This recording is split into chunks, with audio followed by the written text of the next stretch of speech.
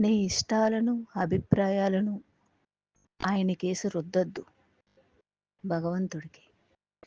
నీ కోరికలను, నీ అభిప్రాయాలను ఆయనకి కూడా ఆపాదించి, ఆయన మీలాంటి అతనే అని అనుకోవద్దు. మనం ఆయనలాంటి వాళ్ళం కానీ, ఆయన మనలాంటి వాడు ఎప్పటికీ కాడు. ఎందుకంటే మనం చుట్టూ ఉన్న వాతావరణాన్ని చూసి పెరిగిన వాళ్ళం. మనలా అతనెందుకు ఉంటాడు? అతనిలా మనం ఉంటాం. మన అహంకారం, పొగరు, ఈర్ష్య, ద్వేషం, అసూయ అనే గుణాలు అడ్డొచ్చి ఆయనకి, మనకి అడ్డుగోడలా నిలబడతాయి.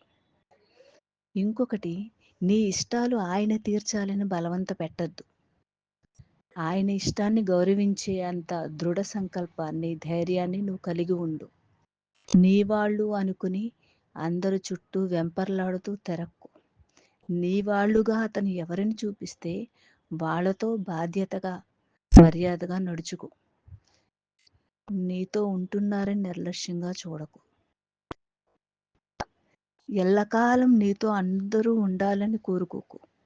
నీతో ఉన్నవాళ్లతో నీ వల్ల ఎవరికి హాని కలగకుండా చూడు. జరిగిపోయిన దానిలో సారాన్ని తీసుకో. అంతేగాని అందులో ఉన్న మనుషుల ద్వారా నువ్వు పడ్డ మానసిక వేదన, అశాంతిని ఆధారంగా పెట్టుకుని వాళ్ళపై పగ, ద్వేషాన్ని పెంచుకోకు. ఆయన నాకు తెలియజేసిన విషయాలివి. అందుకే నేను ఇలా చెప్పగలుగుతున్నాను అనుకుంటున్నాను.